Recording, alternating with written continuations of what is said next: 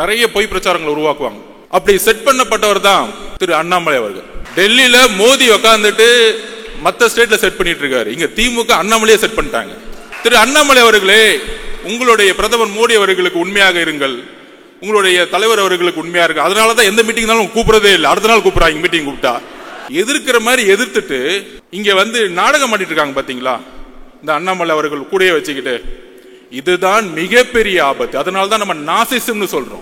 நான் ஏதோ சராசரியாக அப்படியே தேய்ச்சிக்கிட்டு கல்யாணமா என் மாமனார் கொடுத்த காசுல வண்டி ஓட்டிக்கிட்டு அதுல 2 நிறுவனத்தை நடத்திக்கிட்டு லாட்டரி வித்துக்கிட்டுலாம் இல்லைன்னு சொந்தமாக உழைச்சு உங்க முன்னாடி நின்று சுயம்பாக பேசிக்கிட்டு இருக்கேன். எந்த காட்ஃபாதரும் கிடையாது, 0 காட்ஃபாதர்.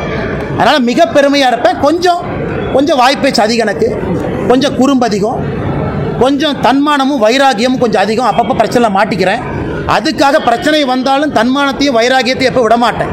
எந்த பிரச்சனை தனி மனிதனாக விவசாயம் செஞ்சாலும் திரும்ப வந்துகிட்டே தான் இருக்கு. திராவிட முன்னேற்ற கழகத்துக்கு எதிராக தமிழகத்திலே அதிக போராட்டங்களை நடத்தியவங்க யாரு?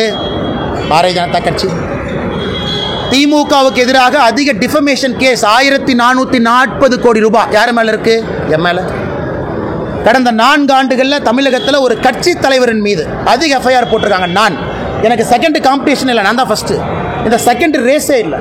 எனக்கு போடப்பட்ட எஃப்ஐஆர்ல 10% கூட எனக்கு பின்னாடி இருக்கிற தலைவர் மேலே போடல. வீட்டு கொடிக்கம்ப பிரச்சனை ஒன்னு அனலைஸ் பண்ணி பாரு.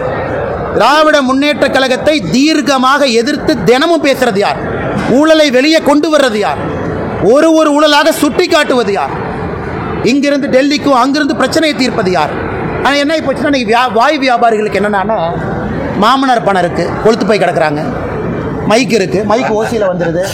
மாமனார் பணம் பின்னாடி இருக்கு, என்ன வேணாலும் பேசலாம். அது தமிழ்நாட்டு அரசியலுடைய சாபக்கேடு. அவங்க எங்கே வேலை பார்த்தாங்க, சர்வீஸ் பண்ணாங்களா? 10 ஆண்டு காலம் மத்திய அரசுக்காக உயிரை துச்சமென மதித்து புல்லட்டை எதிர்த்து நின்னாங்களா? கிடையாது. சோஷியல் சர்வீஸ்னா என்னன்னு மக்களுக்கு அடிப்படையில். என் காலேஜ் முடிச்சோடனே ஒரு பிரைவேட் கம்பெனிக்கு வேலைக்கு போனா இதுவரை தனியார் நிறுவனத்தில் 1 ரூபாய் நான் சம்பாதிச்சது கிடையாது. 1 ரூபாய். ஏன்? பிரைவேட் கன்சர்ன்ல எப்பவுமே போனதில்லை. டே 1ல இருந்து அரசு வேலையில் இருக்க. டே 1ல இருந்து எப்போ இங்கே பிஎஃப்ஜியில் படிச்சுட்டு ஐஏஎம் லக்னோவில் முடிச்சனோ அப்போ இருந்து என்னுடைய சம்பளம் என்பது மக்களுடைய வரிப்பணம் தான். என் சம்பளம் 10 ஆண்டு காலம். அதன் பிறகு விட்டுட்டு அரசியல். இதுவரை தனியார் நிறுவனத்திலிருந்து 1 ரூபா நான் சம்பளமாக வேலை செஞ்சு வாங்கல. அப்போ யார் சர்வீஸ் பண்ணுறாங்க? என்னுடைய சொந்த கம்பெனி நடத்துகிறேன். அந்த கம்பெனியுடைய சேலரி நான் வாங்குறது இல்லையே. சேலரி வாங்கினா கான்ஃப்ளிக்ட் ஆஃப் இன்ட்ரெஸ்ட் வரும். நான் இன்னைக்கு பஞ்சாயத்து தலைவர் கூட கிடையாது. இதெல்லாம் நான் பேச மாட்டேன். தனிப்பட்ட பிரச்சனையாக இருந்தாலும் நீங்கள் கேட்குற கேள்விக்காக நான் பேசுகிறேன். சொந்த நிறுவனம் என்னுடைய பேரில் இருக்கு. 40% நான் ஷேர் ஹோல்டர்.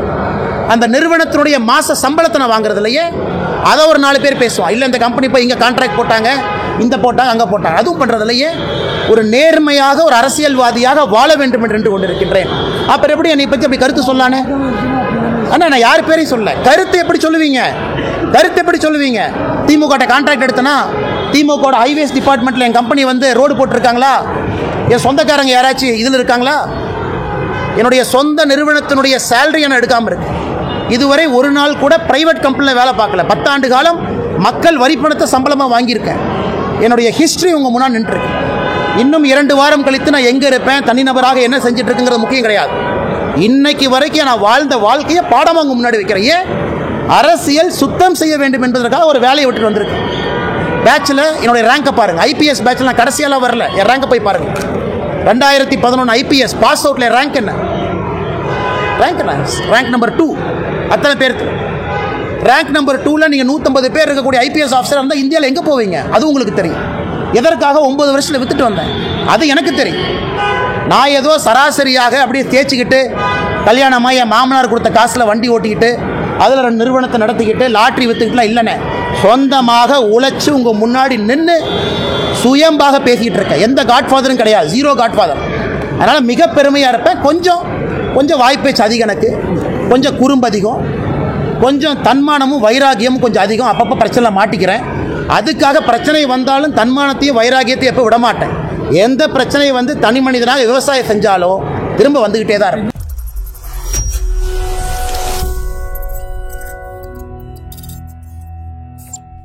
பேடிஎம் வழங்கும் இண்டாய் சென்னை லிட் ஃபெஸ்ட் வரும் ஏப்ரல் 5 மற்றும் 6 தேதிகளில் சென்னை மீனம்பாக்கம் ஏஎம் ஜெயின் கல்லூரியில் நடைபெற உள்ளது. அனைவரும் வருக, அனுமதி இலவசம். இண்டாய் சென்னை லிட் ஃபெஸ்ட் 2025.